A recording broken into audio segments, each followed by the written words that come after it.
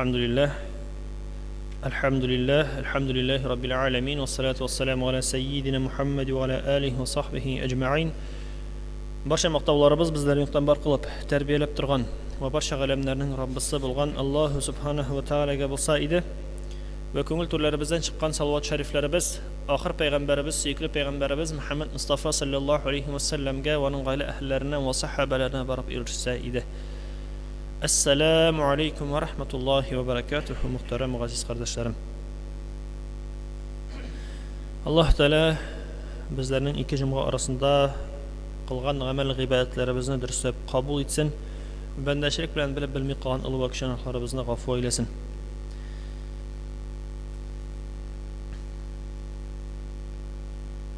Muhtaram jamoat, endi biz islom dinining negizlari darslarini inshaalloh qarovni devam etarbız. İnşallah bugün birinchidan atışlı o'yinlar o'ynaw turunda esga tushirib, shuning turunda сөйләшеп ketirbiz. Jingil yo'l bilan aqsha tabu maqsadından atışlı o'yinlar o'ynaw islom dininde haram qilingan. Durustanda bunday o'yinlar kishilarga ko'p zarar ham fojiaga keltirishga mumkin. Ikkinchi yoqdan atışlı o'yinlar kishilarni yalqovlikqa uyratdi. Qay bir kishilar jingil yo'l bilan aqsha ishlab tezgina boyirga umtila. Bilganimizcha islom dini nomusli xizmat ham tirishlik dinidir. Tirishlik qo'ymisha jingilgina aqsha tobarga umtilu dinimizda durust deb sanalmay. Demakki, mol ham aqchani bortik tirishlik qo'yib qana qozonirga kerak. Namda bu o'ringa to'xtalib ketsak, shundaqda da betinde birinchidan hali bu bir ulushigini hali buni kelishak oldaroq balkim suylanilir hali inshaalloh to'xtalib ketirmiz hali. Tam bir qat. Amma lekin olg'a ketib shuni aytasiz kela, yara alul yalqovligi bir yoq. Yara yalqovlik bilan ishlasa sharida ulani. Amma lekin unda ul ishlav tugul, bunda kirsincha o'zining molini shahar turunda so'z bor. İsraf etu, o'zining g'oylangga qaramaysan. Sen mana Alloh saqlasin, bizga ko'rsatirga yozmasin, ko'riga yozmasin deydilar nabit. Alар уже tege zombi o'rni. Alарның boshында бүтән uy yo'q. Alарга bartik mana shunda borib o'ynarga bartik borib mana hozir atam va tege o'zining millionlar aqchasi kirib ketdi. Xamanda atish yo'q. Alvanni даже jingsa da 1 million jingsa da o 1 million jingdim et har tag'in jingam deb tag'in shol 1 million kiritib bitira, ortig'i bilan tag'in shahar bitira. Bu endi o'sha narsa bu shir. Bu tege alkogolizmning deb aytganda bir turi. Tegisinde butunlay yo'qolib ketsa, butunlay narsa ishlaganini bilmasang, bunda endi o'ynayim deb kishi kirib ketadi. Hali har qizg'anishga qarshi bitaning e'tibor etsangiz, tog'ida kishini odashtirish uchun joylar usullar chiqa boshladi. Hali kerak anda обязательно kazinoga borib kerak bo'lsa, обязательно biror binoga borib shunda o'ynarga kerak bo'lsa, hozir borasida yo'q. Telefonni ochasang, reklama to'li. Kazino kartang arg'itda, kartangdan teng arg'itda, mana senga men artiga ulanmaz o'zim ishlagan yo'q, no ko'rib netib bilasing, допустим, qizg'anishga qarshi tanishlar orasidan da shunda kirib ketishlar bor. Yo'q tugul. Алар bilan сөйләшкәндә алар bilan сөйләшеп торасың, дөрес түгел икән аңлатасың. Алар болай сөйләшкәндә аңлыйлар, дөрес түгел икән, кирәк түгел икән дә беләләр. Туктарга да тырышалар. Даже уялалар да, әтиәниләре күзенә дә күргә уялалар уялуын. Әмма дә ләкин барыбер туктай алмыйлар. Туктау авыр. Анда инде Аллаһның ярдәме белән генә беренче чиратта, икенче чиратта үзенең ихтияр көче белән генә көчле булып, шулай туктай алса гына. Инде әйткәнебезчә, безнең калганнарыбызның алар өчен дуа гына кылырга кала инде. Киңәш дуа. Бүтәнчә инде әйтә алмыйбыз. Аларны кулларыннан да бәйләп булмый, нитеп тә булмый, әмма дә ләкин яхшы теләкләр теләп дуалар алабыз инде иншаллах алар өчен. Шуңа күрә инде сак булыйк. Менә балаларыбыз үсеп килә бит. Аларга да аңлатырга кирәк. Бу начар, бала ярамый, бу тыелган. Җиңел генә эшләгән акча җиңел генә чыгып та китә. Күп артыгы белән эшләп китә әйткәнебезчә. Шуңа күрә ул рекламаларны күргән саен балаларыбызга аңлатырга кирәк. Моңа игътибар итмә, бу начар, бу дөрес түгел. Ул бит хаманда үзебез дә беләбез, ул бит рекламаларында хәйләсе нәрсәдә, бер күргән дә бетте түгел. Ул нишли кешене программирует, тем более балаларны дип әйтгән. Улар күрә, 1 күрә, 2 күрә, 3 күрә, 5 күрә, 10 күрә, әкренләп уйлап күрергә мөмкин. Кая шундый да итеп карыйк әле. Шундый да кирип карыйм әле. Бер кереп карады икән, бер ләкте икән, Алла сакласын, чыгып китә алмаска мөмкин. Әйтик инде, мәсәлән, бәлкем икесенең берсе кире чыгып китә алыр, әмма ләкин бөтенесе чыгып китә алмый. Шуңа күрә инде кисәтергә кирәк, балаларыбызны тәрбияләргә кирәк, шуңа күрә иншаллах. Һәм инде тәҗрибәләрдән карасак, бөтен яшәеш буенча игътибар итеп карасак, иң яхшысы инде иң бәрәкәтле акча ул кеше үзе эшләп тапкан акча. Һәм менә бу мисалга тагын бер өлештә тагын бер мисал китерәс килә. Мәскәүдә укыганда без практика үттек. Электросталь дигән бер шәһәр дип әйтик инде, Подмосковьеда. Шунда ни үттек? Практика үттек кардәш белән. Шунда мәчет эшләрен алып бара башлаган, мәчет эшләре белән, дин эшләре белән эшләүче бер татар абый инде, ул татар кешесе. Шул үзенең вакыйгасы турында сөйли.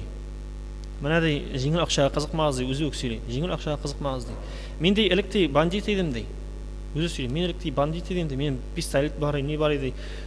Өйгә кайтсам ди, өстәл тулы акча ята минем ди. Акча тулыдыр ди. Ну җитми, бәрәкәте юк ди. Мин урамга чыксам, курка чыгаем ди. Аты үтермәсәләр ярар иде ди. Бу булган акчаның бәрәкәте юк иде. Ну, җитми, күпме булса да җитми ди. Хәзер Аллаһның рәхмәте ди, мин калдырдым бу эшләремне ди. Бу эшләрне калдырдым, Аллаһка рәхмәт ди, шөкер моның өчен ди. Хәзер ди, әлхәмдүлилләh ди, өстәл тулы акчам юк ди. Заты булганы да җитә ди. Булганның бәрәкәте бар ди. Шуңа күрә үз көчең белән, хәләл көч белән эшләп тапкан акчаның бәрәкәте Аллаһка шөкер бар. Анда харам юллар белән, тыелган юллар белән эшләгән акчаның бәрәкәте дә юк, файдасы да юк. Шуңа күрә инде андый акчага, андый юлларга кызыгарга кирәк түгел. Иншаллах.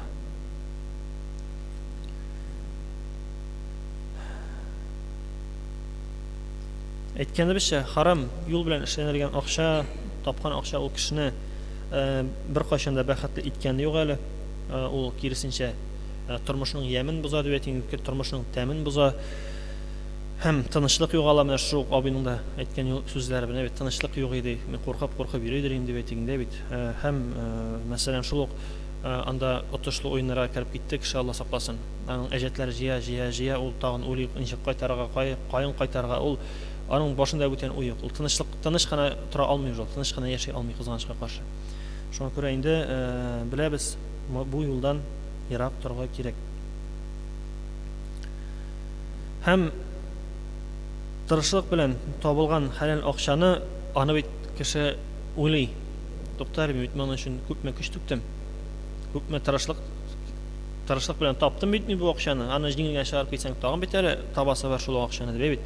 Ул аны уже уйлый аның турында, аны ипләп кенә тиешле урыннарга гына кулланырга тырыша, һәм инде иншаллах бәрәкәтен күрә.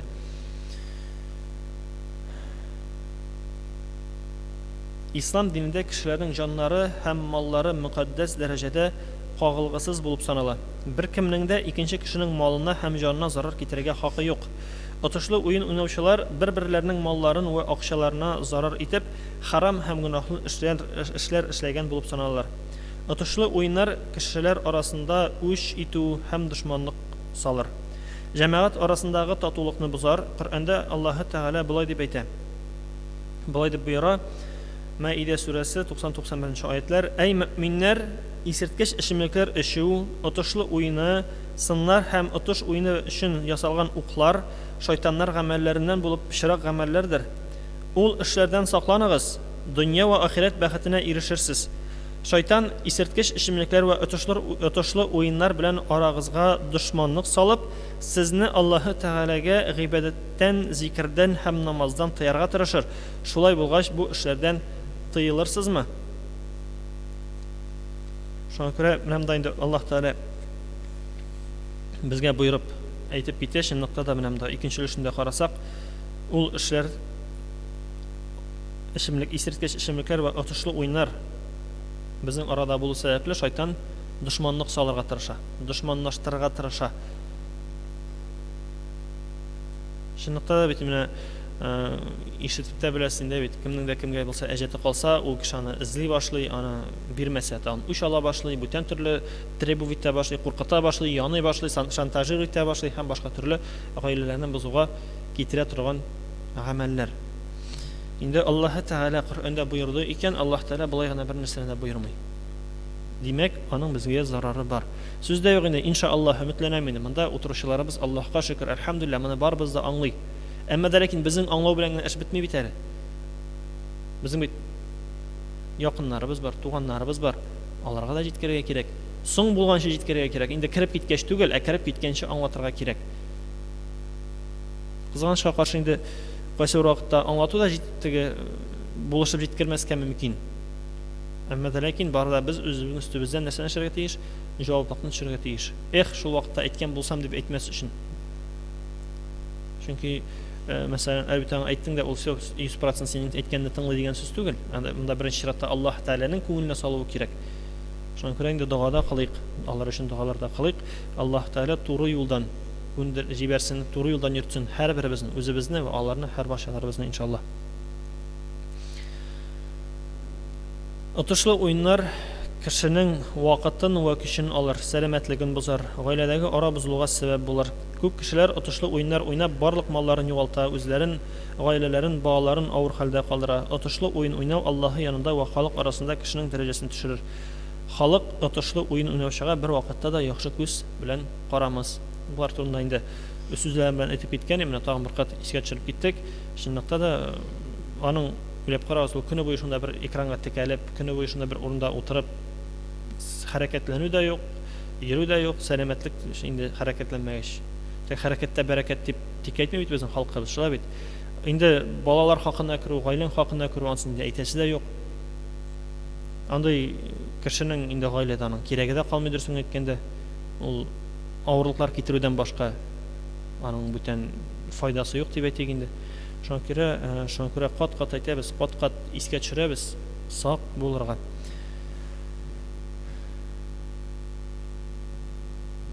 Уенда җиңелгән кеше акчасын кире алыр өчен, җиңгән кеше тагын да күбрәк отар өчен яңадан уйнарга тотыныр. Моның турында шулай әйтеп киттек. Ахырында икесе дә бу уенның тоткынына әверелер. Отышлы уен уйнарга күнеккән кешегә мондый уеннарны ташлау авыр булыр. Шуның өчен дә иң яхшысы бу уеннардан ерак тору. Әлбәттә, отышлы уеннар уен карталары белән генә уйналмый. Отышлы уен уйнарга хирыслыгын кеше аның төрле юлларын табарга тырыша. Бүгенге көндә инде әйткәнебезчә, аның юллары артканнан арта бара. Интернетта, интернет челтәрләрендә инде бу күренеп тора. Кызганычка каршы, монда инде әйтсәң әйтү, шул браузерның җитәкчеләренә дә бер файдасы юк түгелдер инде. Шуңа күрә ул рекламаларны да тыймыйлар, рекламаларны да куялар. Югыйсә шул җитәкчеләр дә 100% аңлый бит моның зарарга икән, бөтенесе аңлый, әмма дә ләкин тыюны кертмиләр кызганычка каршы әле һаман да. Инде шуңа күрә монда һәрберебезгә үзебезгә тырышырга кала. Үзебезгә. Акча эшләр соң.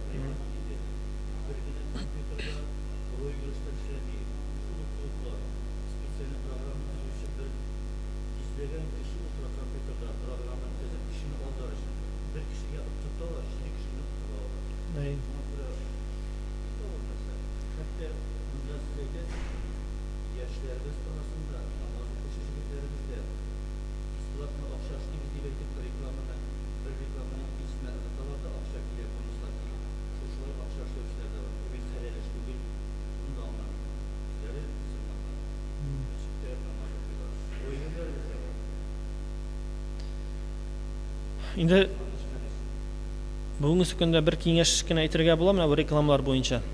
Инде әзрәк кенә инде бигрәк тә яшьрәк кешеләр бит безнең более-менее Аллаһка шөкер аңлый, аңлап эшләтәбез бит. Барыбер да шундый кайсы бер кешеләр файдалы яклары да бар. Нинди программалар чыгаралар, рекламаларны блокировать итә торган. Ягъни рекламаларны күрсәттермәскә сәбәпче программалар бар. Шуларны булса да компьютерга установить итеп, балаларыбызга лишний раз ул рекламалар күренмәсен өчен тырышсак хәерле. Чөнки менә ул блокировка булмаса, мәсәлән, мин өйдә тоже бар ике төрле браузер. Берсе Chrome дип әйтгәндә бит, мин Chrome'да җаен таптым, аны куйдым. Икенчесе, мәсәлән, мисал өчен Яндекс булсын ярар. Ансында юк ул программа. Анда Бер сайтка керә башлыйсың, тотага килеп чыга теге реклама. Бер сайтка керәсең, тагын килеп чыга. Теге Хромныкында кайсына керсәң дә, ул блокировать итә, ул килеп чыкмый, ул күренми уже. Шуңа күрә аның файдалы яклары инде бар, иншаллах. Шуңа күрә инде монда һаман да әйтәм, безгә үзебезгә генә көрәшергә кала.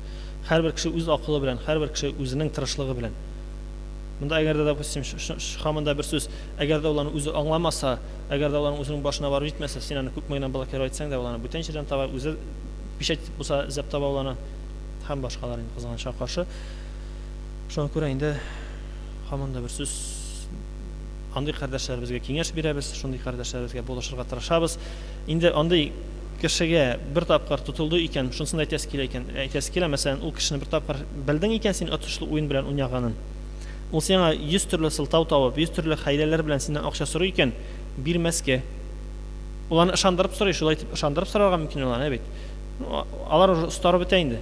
Алдаларга да, шундый хәйләләргә дә устарып бетәләр. Шуңа күрә ничек кенә акча сораса да аңа бирмәскә. Былай итеп, мәсәлән, тормышта акчалата түгел, монда ярдәмнәрен кирәк булса, иншаллах, Аллаһ ризалыгы өчен ярдәм итә аласың, инде туганың булса, кардәшең булса, бит. Әмма ләкин акчалата түгел. Шунысын әйтәсе килә, чөнки әйтәм бит, 1000 төрле сәбәбен табалар, 1000 төрле сылтавын табалар, хәйләлиләр. Даже глазом не моргнув дип әйтәгән, бит. Шуңа күрә син даже белмисең дә алдалаган. Шуңа күрә бәлкем дөресен әйтәдер, әйе, чынлыкта да. Әмма ләкин син аны уже белә алмыйсың, дөресен әйтәме алар юкмы? Син акча бирсәң, син беренчән һаман да аңа зыян китерәчәксең. Чөнки ул синнән әҗәткә ала, аннары тагын кайтарырга кирәк аны. Ничек кайтарсың аны тагын? Чөнки аны бер тыга да бетерә һәртегендә. Сиңа кайтара алмый тагын. Дуслык бозылышыннан әйе. Инде акчалылар турында сөйләшкәннәр бар, шуңа күрә акча эше бит ул шулай ук бик серьезный эш дип әйтәм, бик теге җитди мәсьәлә.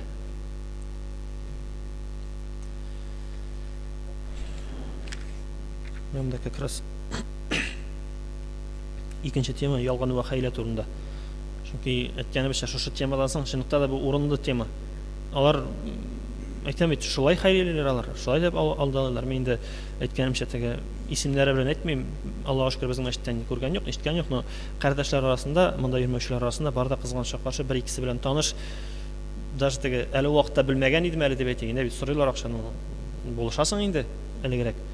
Ну хәзер белгәч уже әйтәм, юк, гафу итмәйтәм, юк. Бирмим әйтәм, булса да уже бирмим. Шуңа күрә алар бит әле синнән булмаса туганыңнан. Бу вакытта уже нишәрә кирәк? Мен аны әйтеп китик. Мәсәлән, син белдең, синнән сорады, син бирмәдең, латны бетте бер эш. Әмма ләкин син нишәргә тиеш? Үзеңнең туганнарыңны, якыннарыңны шулай кисәтергә тиеш. Монсында инде менә бу гайбәт булып, гайбәткә керә дип әйтеп булмый. Син матур гына әйтеп әйтәсең, просто нюансларын инде әйтмәскә можеш, просто акча бирмәскә. Ну даже шариғатта да рөхсәт ителә, кайсы чиракта әйтергә, зыян китермәсеннәр өчен бүтәнләргә. Син чөнки әгәр дә син әйтмисең икән хәзер моны, аңа акча бирергә ярамый икән, әйтмисең икән, син нишлисең? Һаман да ул зыян китерәчәк бүтән кардәшләреңә, бүтән туганнарыңа. Чөнки ул аны синнән булмаса икенчесеннән сорый, өченчесеннән сорый, дүртенчесеннән сорый.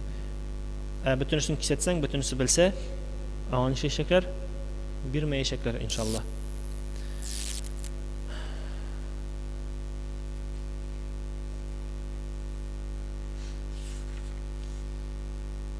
Görürüz mükemmel tamam bir tema karara. Vakti bitme. 5 minut var. Yara өлгер алганча, балдар алганча карый башлыйк хәзергә. Ялган ва хәйлә.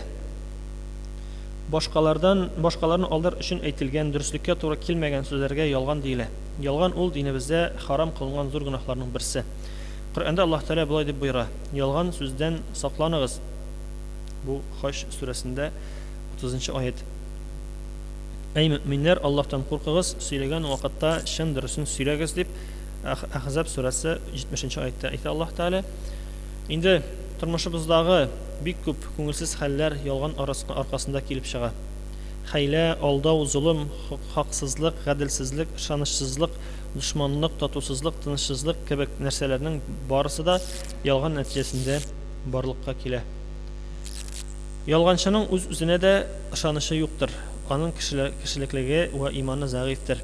Пәйгамбәрбез саллаллаһу алейхи ва саллям бер хадисендә ялганнан сакланыгыз, чөнки иман бер якта, ялган икенче яктадыр. Ялган белән иман бер үк кешедә тормас дигән. Бик каты итеп әйткән Пәйгамбәрбез саллаллаху алейхи вассалам. Шуңа күрә инде ялганнан безгә сакланырга кирәк иншаллах. Икенче бер хадисендә ул болай дип әйтә, болай дип насихат кылган: тугрылыкны нык саклагыз, чөнки тугрылык кешенең яхшылык исә җәннәткә илтер. Кеше һәр вакыт тугры сөйләсә, Аллаһ алдында сиддик, ягъни бик тугры кеше дип язалар. Ялганнан сакланыгыз, чөнки ялган кешене начарлык исә җәһәннәмгә илтер. Кеше дәвамлы ялган сөйләсә, Аллаһ янында ялганчы дип язылыр дип әйтелә. Ялганчы кешеләрне алдаса да Аллаһны алдый алмас, чөнки Аллаһ Тәгалә кешеләрнең эшләгән һәр нәрсәсен күрәдер, беләдер, сөйләгән сүзләрендә ишетәдер. Моны инде без аңлыйбыз, беләбез, чөнки Аллаһ Тәгалә безнең без туганчы ук безнең белән нәрсә буласын инде. Белә иде безнең күңелдәгесенең нәрсә буласын, шулай инде Аллаһ Тәгалә белә, нәрсә бар икән белә. Анда кардәшеңне алдым дисәң дә, Аллаһ Тәгаләне алдай алмыйбыз, барыбыз да бербез дә. Шуңа күрә инде сагарак сөйләргә кирәк әйткән сүзләребезне. Иң зарарлы ва иң гөнаһлы ялган мәхкәмдә, ягъни судта шаһидлек кылганда әйтелгән ялгандыр. Ниса сүрәсендә 135-нче аятта Аллаһ Тәгалә биргән шаһидлек үзебезгә, ата-анабызга, якыннарыбызга зарар китерә торган булса да, дөрес шаһидлек итәргә куша. Һәм төп буйрык. Һәм Аллаһ Тәгалә кешеләрнең уй-фикерләрен белә бит, әйтеп торабыз бит. Аллаһ Тәгалә белә күп кенә кешеләрнең үзенең туганнарына зыян китерәсе килмәгән, ата-аналарына каршы шаһидлек китерәсе килмәгән белә, әмма ләкин Аллаһ Тәгалә кисәтә, зарар китерә торган булса да, дөресен әйтергә. Бар тик хакны гына әйтергә. Ислам динендә кайбер аерым хәлләрдә ялган әйтергә мөмкин булган искәрмәләр. Бер-берсе белән сөйләшмәгән ир белән хатынны яки ике мөселманны килештерер өчен, ыгы-зыгыны арадагы талашны да әйтгәндә бетерер өчен әйтелгән ялган. Безнең кайсы вакытта киресенчә кызганычка каршы, наоборот, талаштырыр өчен ялганлаучылар да җитәрлек. Монсы инде кадгы рәвештә тыелган дип әйтгәндә бит. Инде татулаштырыр өчен, дуслаштырыр өчен иншаллаһ ансы инде рөхсәт ителгән. Кемнең булса да җанына, малына, диненә ва намусына зулым ва хаксызлык белән зарар килгәндә, аларны коткарыр өчен. Мәсәлән, күрдең берсенә хаксызлык җәберлиләр, берсен хаксызга, нахакка гаеплиләр дип әйтгәндә бит. Аны коткарыр өчен, ул хәлдән алыр өчен иншаллаһ монда да рөхсәт ителә. Хаста кешеләргә өмет ва яшәү кеше бирер өчен. Монсы инде шулай бик шундый читрәкле мәсьәлә. Мәсәлән, кешегә туганнарына табиб чыгып әйтте, мәсәлән, гафу ит инде моңа анда, мәсәлән, бер ай вакыт калды. Син әгәр дә хәшә туганыңа кирәп әйтәсең икән, аңа гафу ит, син бер ай вакытың калды дип. Ул нәрсә хис итәргә тиеш? Бик авыр булачак. Күпчелек вакытта шушы өмет сүнгән аркасында кеше тагы да тизрәк китеп бара дип әйтгәндә. Өмете булса, ул һаман тырыша, Аллаһ Тәгаләдән дуа кылып сорый, Аллаһ Тәгалә аңа сихәтен дә бирергә мөмкин.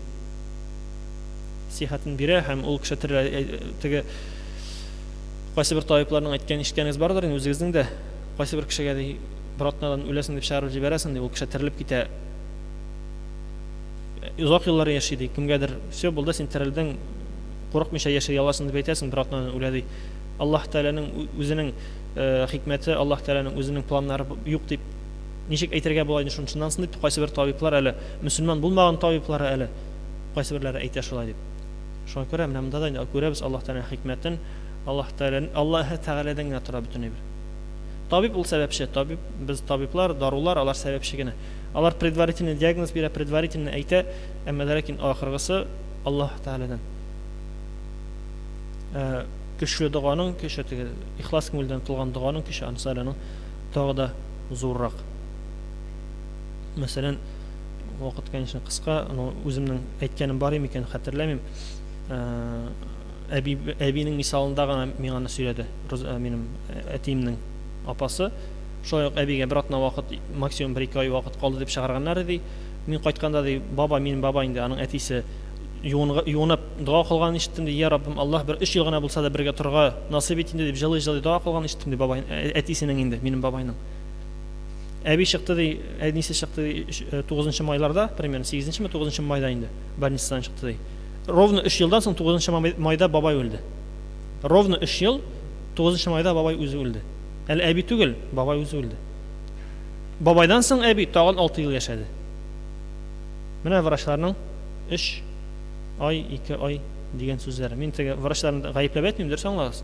Просто әйтәсе килә, Аллаһы Тәгалә хәл итә бөтенсен һәм дуаның көче.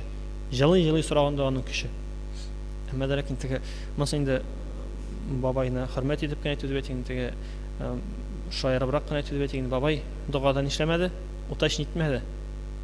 Кем китүен. Шуңа күрә Аллаһ Тәгалә үзе хәл итте инде калган. Мен монсында инде дуага тиз генә тукталганда тәмамлыйм. Шуңа күрә дуаны кылганда bütün нюансларын әйтеп, bütün нишкәлекләрен әйтеп кыларга кирәк. Нинди генә дуа булса да. Чөнки син бер төрле уйлыйсың, ул килеп чыга икенче төрле. Монда инде мин Аллаһ Тәгаләнең тарафыннан бабайның әҗәле җитүе сәбәпле инде иншаллах. Шуңа күрә инде һәрберебез игътибарлы булыйк. Инде әз генә калды калуын. Бүгенгә ярар. Туктап торыйк иншаллах, вакыт җитте.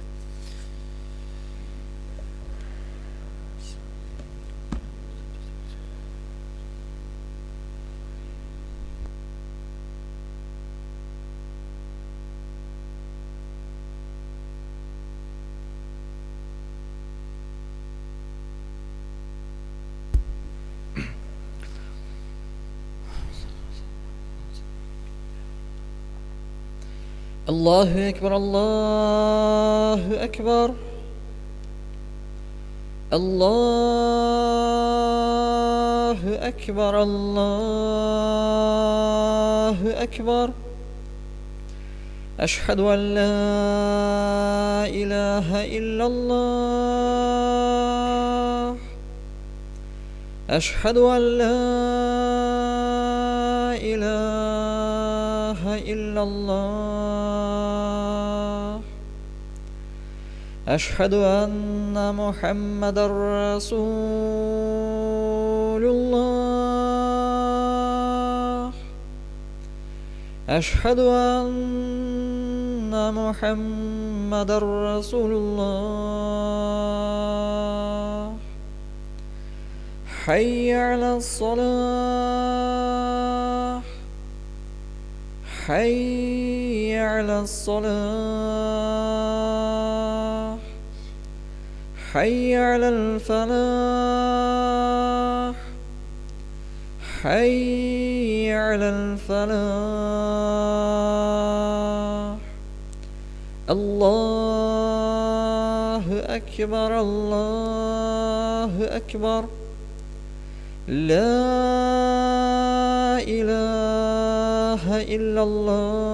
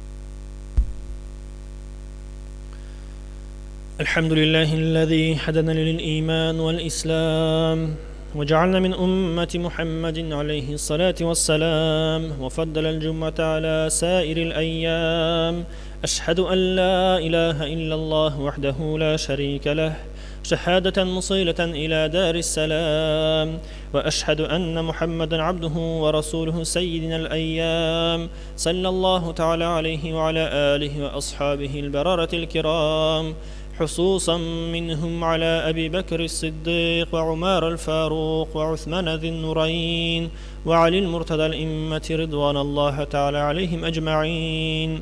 أما بعد، أيها الناس، أوصيكم بالتقوى الله عز وجل ونفسي أولا بالتقوى الله. الحمد لله رب العالمين، والصلاة والسلام على سيدنا محمد وعلى آله وصحبه أجمعين. Barcha maqtovlarimiz bizlarni yo'qdan bor qilib tarbiyalab turgan va barcha alamlarning Robbisi bo'lgan Alloh subhanahu va taolaga bo'lsa edi. Va ko'ngil turlarimizdan chiqqan salovat shariflarimiz oxir payg'ambarimiz, suyukli payg'ambarimiz Muhammad Mustafa sallallohu alayhi va sallamga va uning oila ahllarini va sahobalarına borib erishsa edi. Bugungi va'zda muhtaram jamoat inshaalloh dinda o'rta yo'lni tobu ham turli firqalardan yiroq turu degan masalani anglab ketarga tirishamiz inshaalloh. Endi alhamdulillahi robbil alamin, biz doimiy ravishda Alloh taolaga hamd sanalarimizni aytamiz, payg'ambarimiz sallallohu alayhi vasallamga salovat shariflarimizni yetkazamiz. Ham har namozimizda, 5 vaqt namozimizda har bir raqatda Alloh taoladan so'raymiz, Estağfiru billah, ihdinas siratal mustaqim, ya'ni to'g'ri yo'lga ko'ndiruvin Alloh taolaning o'zidan, Robbimizning o'zidan biz so'raymiz. Narsasin ul to'g'ri yo'l, durust yo'l. Ul payg'ambarimiz Muhammad Mustafa sallallohu alayhi vasallam yo'li, ya'ni payg'ambarimizning sunnati. Ul Qur'on qo'shuv bo'yicha yashaw, payg'ambarimizning sunnati bo'yicha yashaw. Mana bu narsa to'g'ri yo'l. Shunga ko'ra biz payg'ambarimiz sallallohu alayhi vasallam sunnatini yerga tirishamiz, yerga tegishlimiz. Bizga shu yo'lni ko'rsatuvchi, anglatuvchilar kimlar deganda, ular bizning g'olimlarimiz. Shu g'olimlarimizning anglatuvlarini biz shuloq tayanamiz. Azgina alg'aroq ketib to'xtalib ketsak, masalan aytib ketsak, biz o'zimizning hozirgi ilmimiz bilan, soy bo'lgan ilmimiz bilan deb aytirga men uyalmayman. Bizning o'zimizning soy bo'lgan ilmimiz bilan Qur'onni o'qigandan so'ng, hadisni o'qigandan so'ng biz uning asl ma'nosini, aslida uning ishida nima ma'nolar yotganini aytib bera olamizmi? Bu oyatning narsaga anglatganini, narsa turida aytganini, ana bitali tashdan oshiq bo'lgan mumkin, alaning yashirin ma'nolarida bo'lgan mumkin. Biz uni o'zimizgina anglatib bera olmaymiz. Ala durusini aytganda arabchani o'qisak, biz alaning tarjimasini da aytib bera olmaymiz arabchadangina. Shunga ko'ra bizga shularni yetkazuvchi, anglatuvchi g'olimlar bor. Alloh taolo g'olimlar turida bizni kisatdi, ularning bo'lashag'in, ularning bor ekanini kisatdi. Shunga ko'ra biz g'olimlarimizga iyaramiz. Chunki g'olimlar olg'a ketib aytgandan xamanda birsiz, ular shuloq bizni qay chaqira narsaga unday payg'ambarimizning sunnatini, ya'ni Qur'onga ham payg'ambarimizning sunnatini ular bizga undaylar, shuni bizga anglatalar. Endi biz bilamiz, dinimizda bizning hozirgi kunda 4 tip mazhab bor. Endi bilamiz, 4 tip yo'l bor. Biz endi burungi bobolarimizning davomchilari bo'larak tatarlar deb aytganda ham boshqa qaysi bir xalqlar endi o'zimizga endi 1100 yildan 1100 yil deyarlik shu tira yillar Hanafi mazhabi bo'yicha yashaymiz. Shu dinni olib boramiz, shu mazhabni deb aytganda olib boramiz. Bu bizning uchun ikkinchi turli aytganda to'g'ri yo'l endi. Ya'ni mana bunda da tub ma'no narsada kishilar tarqov bo'lmasinlar, kishilar birdan bo'lsinlar uchun Alloh taolo tomonidan kelib chiqqan bir yo'l deb aytganda, Alloh taolo tilamasa bu yo'lni chiqarmas edi. Hamanda bir so'z, agarda ulab qariq mazhablar bo'lmasa edi, har bir kishi o'z fikrini ayta boshlasa, mana men bu mazhab bo'yicha, mana bu hadis bo'yicha men bulay o'lim, yo'q bunda buni anglatmagan, mana bulay anglatgan, yo'q mensa menga qolmaydi, nega qog'ala, agarda butun bir shular anglata boshlasak, narsa bo'lar edim ekan. урысчалап әйткәндә хаос дип әйтик, безнең телдә әйтмәгәндә инде хаос булыр иде. Һаманда бердәмлек югалыр иде. Бергәлек югалыр иде дип әйтик инде бит. Шуңа күрә динебез кызганычка каршы хәтта бузылып та беткән булырга мөмкин иде. Әмма ләкин Аллаһка шөкер шундый галимнәр булганына без, Аллаһ Тәала безгә шундый галимнәр җибәргәненә без шөкер әйтәбез. Һәм алар безгә бары тик аңлатучылар, алар безгә аңлаттылар. Һәм алга китеп әйткәндә безгә бит берсе дә кушмый сукыр хәлдә буйсынырга шул нәрсәгә. Син акылың белән уйла, фикерлә, пожалуйста, кара, дөрестлеген тикшер ни. Әмма ләкин әйткәнемчә без үзебезнең гыйлемебез белән генә Әбу Ханифәгә каршы мин шәхсән үземне аңа каршы тора алам дип уйламыйм. Без аның аңлатканнарын дөрес аңлатмаган дип әйтерлек, ул дөрес әйтмәгән дип әйтерлек безнең андый гыйлемебез юк. Бер китап укыдык та ярый инде бер китап булмасын, 3 китап булсын, 5 китап булсын, 10 китап булсын, бер укып чыктың да аңа карап иң гыйлемнәргә әйләнү дигән сүз Әбу Ханифәнеке белән чагыштырганда, иншаллаһ, Аллаһ Тәаладан разый булсын, безнең гыйлем бигрәк сай. Һәм инде шулай ук беләбез инде, кайсы бер җирлекләрдә, мәсәлән, Шафигый мәзһәбен алып, шуңа иярәләр, кайсы берләре Ханбалигә, кайсы берләре инде Малики мәзһәбенә иярәләр. Әмма ләкин иң мөһим инде беләбез, безнең инде мөхтәсибләребез дә, мөфтиләребез дә кисәтә, калган хәзрәтләребез дә кисәтә. Иң мөһиме без нишәргә тиеш, шушы мәзһәбләрнең берсен алабыз, шушы мәзһәбләрнең берсе кайсы күңелебезгә хуш килә, шуңа таянабыз. Һәм шул мәзһәб буенча инде яшибез. Шушы күрсәткән юл буенча пәйгамбәребезнең сөннәтенә иярткән, шушы пәйгамбәребезнең сөннәтен аңлаткан юл белән Коръәнне аңлаткан юлга таянып инде без яшибез. Һәм кисәтә галимнәр нәрсәне безнең хакыбыз юк. Мәсәлән, нишәргә миңа бу очракта мәсәлән Ханбалинеке шады, тегесендә Ханафинеке менә миңа монда хуш килде. Менә монсы Шафигинекен алсак яхшырак. Әйдә менә Маликинекен дә алыйк инде. Моннан аныкын алсак мәсәлән, бит алай итеп дөрес түгел. Ярдың икән Ханафинекене. Шо ярәсен Ханафи мәзһәбенә. Ярдың икән Шафигинекене, ярәсен Шафиги мәзһәбенә.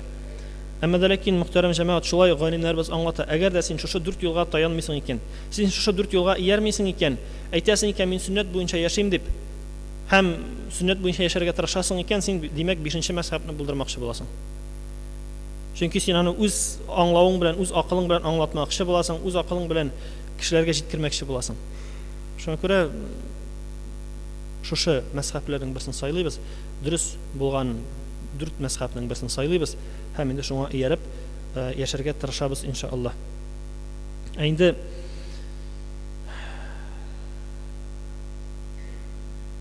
Аллаһ Тәгалә, әгәр дә без инде ислам динен үз мәнфәгатьләребезгә яраклаштырмакчы булабыз икән, үзебезчә аңлатырга тырышабыз икән, бу вакытта инде бу тәкәбберлекнең бер билгесе булачак кызганычка каршы. Хәттәки инде исебездә безнең бер аят, инде мәгънәсен генә укып китәсе килә, бу Иблис турында булган аят, Сад сүрәсе 73-76 аятлар. Фәрештәләрнең барчасы бер юлы сәҗдә кылдылар. Инде беләбез, Аллаһ Тәгалә Адәм алейһиссәламне яратканнан соң, аны фәрештәләр каршына бастырганнан соң дип әйтик инде, әмер кылды сәҗдә кылырга, хөрмәт сәҗдәсе кылырга.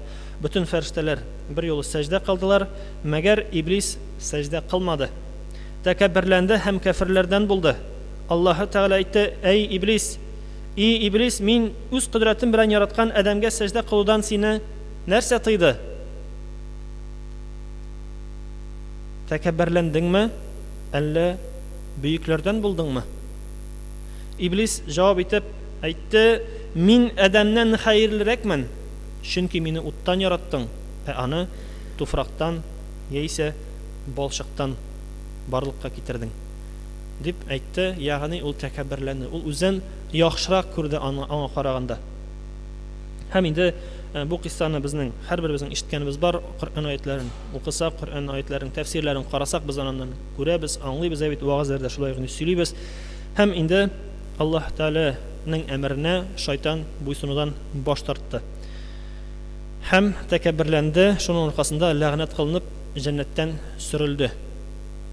Һәм Аллаһ Тәгаләдән вакыт сорады кыямәткә тикле инде, шулай ук һәм Аллаһ Тәгалә аңа бу вакытны бирде. Һәм шайтан, Иблис мәлгун, шушы кыямәткә тикле инде кешеләрне адаштырырга тырыша, кешеләрне саташтырырга тырыша, үзе белән булдыра алганча күбрәк кешеләрне инде җәһәннәм утына алып керергә тырыша. Монда инде сүздә юк, кайсы бер галимнәребезнең аңлатуларын карасак, үзе белән дигәндә, үзе белән тырыша дип әйткәндә әзрәк кенә барыбер җәһәннәмле булачак дип инде әйтелә. Ну, ансына ук инде тукталып тормыйбыз. Бүгенге тема ул тема түгел дип әйтик. Димәк, ул нишли инде? Ул тырыша кешеләрне адаштырырга, саташтырырга. Менә монда бер мәсьәләгә шулай тукталып китәсе килә. Бөтен фәрештә сәҗдә кылды, ягъни бөтен фәрештә буйсынды, бер Аллаһ Тәгаләнең әмеренә буйсынды. Иблис нишләде? Иблис баш тартты. Һәм мисал өчен китерсәк, менә шуны әзрәк кенә күчереп карасак, белмим, ризалашырсызмы, юкмы, белмим, әйтә алмыйм ансын. Әмма дә ләкин, мәсәлән, бүгенге көндә бөтен халык, бөтен кешелек дөньясы, бөтен мөмин мөселманнар шушы 4 мәзһәбкә ияреп яшәгәндә, Ханафи, Ханбали, Малики, Шафиғи мәзһәбләренә ияреп яшәгәндә, берәү аерылып әйтсә, юк, бу мәзһәбләр дөрес түгел, сез наданнар, сез берни дә белмисез, ул дөрес түгел, менә булай тиеш бит дип әйтсә, бу шул ук бер тәкәбберлекнең бер билгесе булмыймы соң инде? Чөнки мәсәлән, Ханафи, Әбу Ханифа, ул кем булган? Әйез, ул сахаба булмаган, сүз дә юк, әмма дә ләкин ул кем? Ул табиин. Ягъни сахабаларны күргән, алар белән аралашкан кеше, гарәп телен яхшы белгән кеше дип әйтик инде бит. Без хәзер 1500 ел үткәч якынча дип, округлайтып әйтәм инде. Түгәрәкләп әйтәм. 1500 ел үткәч гарәп телен белмәгән башыбыз белән хадисны укысак, безгә нәрсә кирәк? Безгә тәрҗемә кирәк, безгә перевод кирәк дип әйтик инде. Шушы башыбыз белән ничек әйтә алабыз без Әбу Ханифа дөрес әйтмәгән дип? Нинди хакыбыз бар безнең алай дип әйтергә? Ярар инде Әбу Ханифадан шикләнә дип бу кеше, ярар инде аңа ярасы килми дип әйтик мәсәлән бит. Әмма дә ләкин беренчедән хәзер ничә меңләр ел килгән бу мәзһәб, ияргән безнең ата-бабаларыбыз. Ул шушы сүз белән нәрсә дип әйтә автоматически? Бөтен ата-бабаларыбыз ялгыш юлда яшәгән. Менә мин генә дөрес юлны эзләп таптым. Менә мин сезгә дөрес юлны күрсәтәм хәзер дип әйтә ул. Беренчедән, икенчедән, безнең җирлегебездә бар хәзрәтләр, түбәнрәктән башлыйбыз бит. Мөхтәсиб бар, мөфти бар. Ярар инде хәзрәтләр арасында более-менее ялгышучылар табылырга мөмкин дип әйтим, әмма дә ләкин мөхтәсиб белән мөфтиләрне дә прям идеаллар дип әйтмим, әмма дә ләкин алар бит инде бу мәсьәләләрне өйрәнәләр, аңлыйлар, карыйлар, аларның үзләренең ярдәмчеләре бар, галимнәре бар дип әйтик, кырыйдашлары бит, киңәшчеләре бар. Әгәр дә дөрес булмаса, без халыкка әйтмәс идек моны инде. Халык гафу үтенәбез, дөрес булмаган икән, әйдәгез. Шулай эшлик дип әйтмәс идек моны инде. Юк, әйтер идек. Шуңа күрә мөхтәрәм җанат, без нишәргә тиеш? Әйтелгән икән, шушы 4 хак мәзһәб бар. Без ияргә тиеш шушы 4 хак мәзһәбнең берсенә. 4сенә дә ияреп булмый, чөнки анда шуңа күрә берсен сайлыйбыз, шул берсенә иярәбез. Инде әзгәнә читкәрәк китсәк, бу инде фикх мәсьәләсендә без инде иярәбез Әбу Ханифа мәзһәбенә, инде акыйда мәсьәләсендә, инде иман мәсьәләсендә инде беләбез Матурidi мәзһәбенә шулай иярәбез. Инде ул шулай ук бик гыйлемле кеше була, хәтта ки аның вакытында шулай ук инде ялгыш фикерләр чыга башлый, иман турында, ислам турында ялгыш фикерләр чыга башлый, һәм инде ул Коръәннән булган гыйлемнәрне, хәдистән булган гыйлемнәрне туплап, шушыны өйрәнеп, халыкка аңлата, халыкны туктата дип әйтик, халыкны дөрес юлга өндәргә тырыша башлый үз вакытында, үз заманында. Һәм әйткәнебезчә, бүгенге көндә кызганычка каршы шушы ялгыш юллардан кирип киткән, анда инде санап тормыйм инде юллар икәнен, ялгыш юлларга кирип киткән кешеләр белепме, белеп түгелме, ислам диненә инде яңалык кертмәкче булалар дип әйтик, инде үзгәртмәкче булалар, һәм инде үзләрен сөннәткә таяна дип безнең бабаларыбызны, безне һәм башкаларны нәрсәдә гаеплиләр? Дөрес диндә яшәмисез дип инде алар безне гаеплиләр, дөрес яшәмисез дип ягалар. Әмма дә ләкин әйткәнебезчә, тагын бер кат искә төшереп китәм. Әбу Ханифа ул табигын, ягъни табигын кем инде? Сахабалар белән күрешкән, алар белән сөйләшкән кеше, һәм инде ул безгә шушы гыйлемнәрне туплаган. Аларның максаты нәрсә иде? Шушы галимнәрнең Мәсәлән, намаз турында булган хадис аятларны бер җиргә туплау. Анда ураза буенча бер җиргә туплау. Безгә эшне җиңеләйттеләр алар. Бары тик шул гына. Алар безгә эшне җиңеләйттеләр. Намаз турында бер сорау булса, эзләмәскә анда кайсы җирдә микән аят, кайсы җирдә микән хадис, кайны эзләп табырга микән. Алар безгә җиңеләйттеләр. Тупладылар, китаплар яздылар, җыйдылар, аңлаттылар. Алар бит бу гыйлемне күктән алмады. Алар бу гыйлемне кайдан алды? Коръәннән һәм хадистән алды. Киңәшләште сахабалар белән мәсьәләне бит. Һәм әкренләп инде безгә килде. Һәм шул ук әйтсәк, безгә әйтүчеләр сөннәтсез, сөннәттән ерагайдыгыз дип әйтүчеләргә яла ягучылардан сорасак, алардан сез хадисләрне каян укыйсыз соң? Хадисләрне каян алып укыйсыз сез? Нәрсә дип җавап бирәчәкләр күбесе? Муслим, Бухари җыентыгыннан. Аны да кеше туплаган. Беренчедән, икенчедән, Коръән тәфсир, Коръәнне гарәпчә беләсеңме син? Нәрсә дип җавап бирә күбесе? Белмимен. Алайса каян укыйсың? Тәфсирдән укыйм. Тәфсирне кем тәрҗемә иткән? Шулай кешеләр тәрҗемә иткән. Инде иң хак, иң кимчелексез Коръән ул кайсы? Ул гарәп телендә булганы оригиналы дип әйтик инде. Әтегесенә уже кеше кулы кергән. Мәсәлән, шул бер аятны 5 галим 5 төрлерәк тәрҗемә итәргә мөмкин. Әзрәк кенә хилафлыклар белән дип әйтик инде, үзгәрешләр белән. Чөнки мәсәлән мин үз аңлавым белән тәрҗемә итәм, ул үз аңлавы белән, ул үз аңлавы белән мәсәлән, бит. Шуңа күрә ансында каян укыйм дияшәк, ансында инде тәфсирдән укыйм дияшәк. Шулай булгач, үзенә үзе нишли ул? Үзенә үзе каршы килә. Димәк, ул шушы җыентыклардан файдалана бит инде барыбер да. Ә монда нишли? Әбу Ханифа шу җыентыкларны, шу аятларны туплап безгә аңлатып биргән кеше. Башка мәзһәбләр инде шулай алар турында да әйтеп китсәк була. Шуңа күрә мөхтәрәм җәмәгать, без нишләргә тиеш?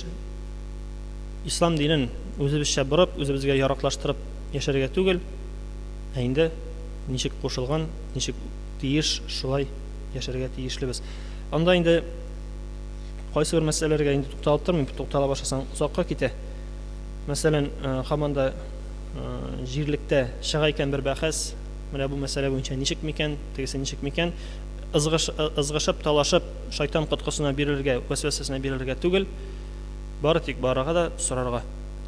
Мәсәлән, инде мөхтәсиптән сорарга була, шулай ук мөфтиләрдән сорарга була. Инде аларның фикере белән киңәшләр, аларның фикере сиңа ошамады икән, барып сора бүтән бер галимнән, ансыны ошамады икән, бүтәннән барып сора. Һәм әгәр дә инде шушы 4, 5, 6 гыйлемне кешедән сораганнан соң да бөтенесе дә сиңа бер төрле итеп җавап бирә икән, үзеңнең хак түгел икәнеңне чиктәбәтең урысчалап әйткәндә, имей совесть признаваться дип әйтгәндә, син хак түгел икәнеңне. Әзрәк уйланыйк инде без бу мәсьәләдә. Бу инде сүздә юк, мөхтәрәм җәмәгать. Бу тема ничек дип әйтгәндә бик четерекле мәсьәлә бу. Бик кирәкле мәсьәлә дип әйтсәк була хәтта ки. Бүгенге көндә кызганычка каршы шушы гыйлемнәребез җитеп бетмәү сәбәпле, вакытында кисәтмәүләребез сәбәпле, вакытында кардәшләребезгә, якыннарыбызга, туганнарыбызга кисәтмәү сәбәпле нишлиләр? Дөрес булмаган юлларга кирип китәләр. Мәсәлән, Зәйр айында үземнең гаилә дусларының мисалын әйтә алам. Балаларының берсе олысы дип әйтгәндә намазлар укып йөри. Һәм намазлар укып йөргән вакытта кызганычка каршы танышкан ниндидер бер төркем белән хәтта ки хәзер әти-әнисен дә кабул итми ди. Әти-әнисез мине табучылар гына ди, әти-әнисенә. Әти-әнисенә хөрмәт тә юк даже. Намаз укый башласагыз, может, кабул итермен ди. Әмма ләкин аятларда, хадисләрдә нәрсә әйтелгән? Әти-әнигә хөрмәт. Һәм нинди юл әти-әнигә хөрмәтсезлеккә чакырга мөмкин? Бу бит инде хак булган юл түгел мондый сүз, мондый юл. Шул ук террорларга алып кирип киткән юлларын да беләбез. Кызганычка каршы аларның инде берсе дә ислам динендә булган, хак булган юл дип әйтеп булмый берсендә. Һәм анда бер сүз Әбу Ханифаны мәсхәрә кылып, анда каршы киләләр дә, әллә инде совсем да бөтенләй дә дөрес булмаган юлга керәләр дә китәләр. кызганычка каршы Алла сакласын. Шуңа күрә Аллаһ Тәала андыйларга нәрсәне күрсәтә? Хак дингә иярәсең килмәде икән, хак юлга иярәсең килмәде икән, мен сына иярде дә кирип китә дип әйтсәк була инде, Аллаһ Тәала кичерсен була дип әйткәнгә инде. Шуңа күрә хак юлны сайлыйбыз, хак юлга ияргә тырышабыз. Шуңа күрә инде дугаларыбызда да кылабыз, намазларыбызда да укыганда әйтәбез: "Иһдинас сиратал мустaqim, я Раббим, Аллаһ безне туры юлга күндер, туры юлдан алып баручылардан кыл" дип Аллаһ Тәаладан сорыйбыз һәм өметләнәбез. Үзебез һәм балаларыбыз, оныкларыбыз, кардәшләребез, туганнарыбыз барыбыз да туры юлдан барып, Аллаһ Тәаланың рәхим шәфкатенә ирешеп, вәгъдә кылган җәннәтләренә кирибез. Шунда бергә очрашырбыз дип өметләнәбез. Инде мөхтәрәм җәмәгать, бүгенгә әйткән сүзләр белән берегезне дә үпкәләтәсе, рәнҗетәсе килмәде. Әгәр дә кемгә дә булса каты бәрелгән булсам, катырак әйтелгән сүзләр булса, гафу үтенәм.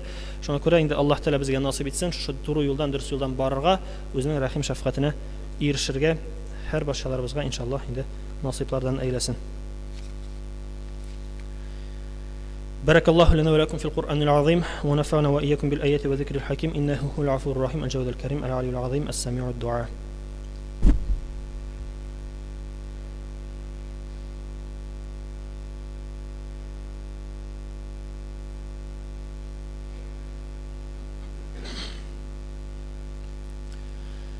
الحمد لله نحمده ونستعينه ونستغفره ونتوكل عليه ونعوذ بالله من شرور أنفسنا ومن سيئات أعمالنا من يهده الله فلا مضل له ومن يضلله فلا هادي له أشهد أن لا إله إلا الله وحده لا شريك له وأشهد أن محمدا عبده ورسوله إن الله وملائكته يصلون على النبي يا أيها الذين آمنوا صلوا عليه وسلموا تسليما اللهم صل على محمد وعلى آل محمد بعدد من فرض وقام وصل وسلم عليه جميع الأنبياء والمرسلين اللهم اغفر لي ولوالدي والمؤمنين والمؤمنات والمسلمين والمسلمات الأحياء منهم والأموات اللهم انصر من نصر الدين اللهم انصر من نصر الدين اللهم انصر من نصر الدين واحذل من حذل الدين عباد الله إن الله يأمر بالعدل والإحسان وإيتاء ذي القربى وينهى عن الفحشاء والمنكر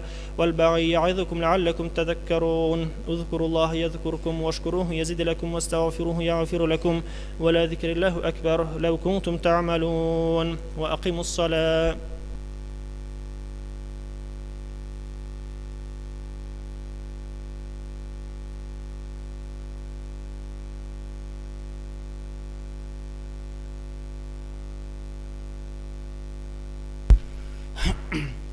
الله أكبر الله أكبر الله أكبر الله أكبر أشهد أن لا إله إلا الله أشهد أن لا إله إلا الله أشهد أن محمدا رسول الله أشهد أن محمدا رسول الله حي على الصلاة حي على الصلاة حي على الفلاح حي على الفلاح قد قامت الصلاة قد قامت الصلاة الله أكبر الله أكبر لا إله إلا الله.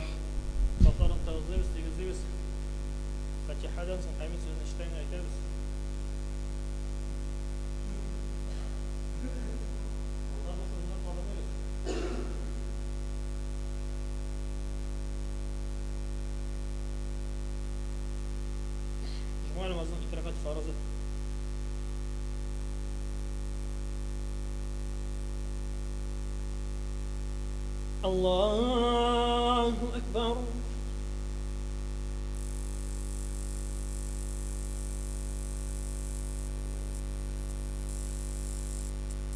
الحمد لله رب العالمين الرحمن الرحيم مالك يوم الدين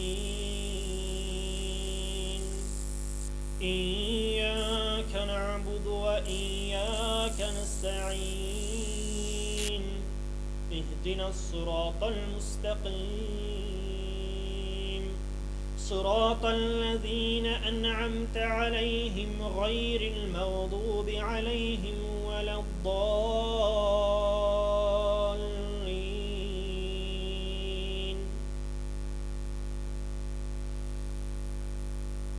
إنا فتحنا لك فتحا مبينا يغفر لك الله ما تقدم من ذنبك وما تأخر ويتم نعمته عليك ويهديك صراطا مستقيما وينصرك الله نصرا عزيزا هو الذي أنزل السكينة في قلوب المؤمنين ليزدادوا إيمانا مع إيمانهم ولله جنود السماوات والأرض وكان الله عليما حكيما الله أكبر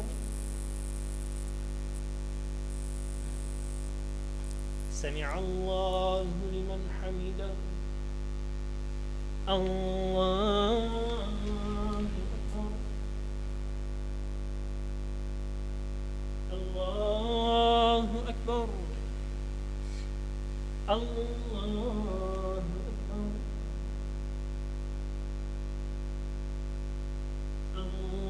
الله أكبر الحمد لله رب العالمين الرحمن الرحيم مالك يوم الدين إياك نعبد وإياك نستعين اهدنا الصراط المستقيم صراط الذين أنعمت عليهم غير المغضوب عليهم ولا الضالين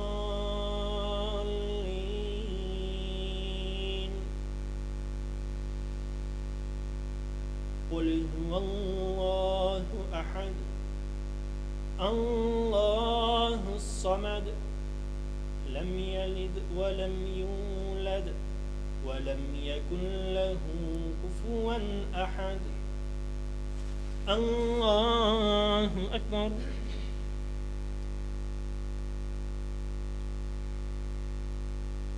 سمع الله لمن حمده الله أكبر الله أكبر الله أكبر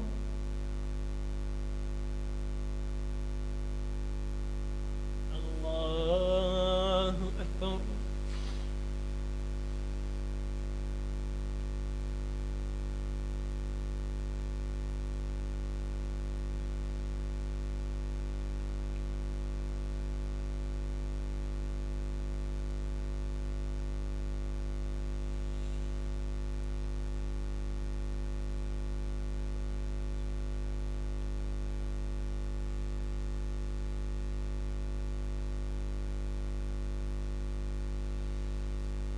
السلام عليكم ورحمة الله السلام عليكم ورحمة الله